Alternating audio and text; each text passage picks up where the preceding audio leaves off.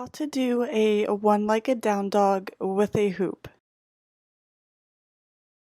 The first thing that you need to learn is to hula hoop on your foot.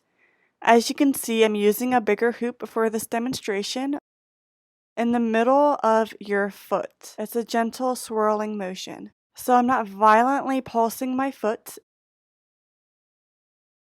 From there, we'll put the hoop on our foot and start spinning it. Turn to your side, so now it's moving on the side of your foot.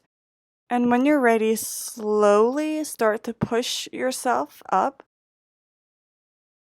getting onto your knees, and now it's hooping behind you.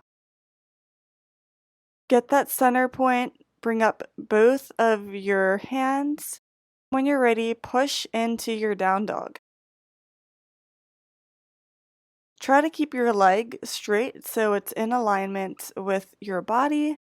That's it for this video. I hope you enjoyed and it helped you. Please like, comment, and subscribe if you like this video, and follow us at Hoop Yoga.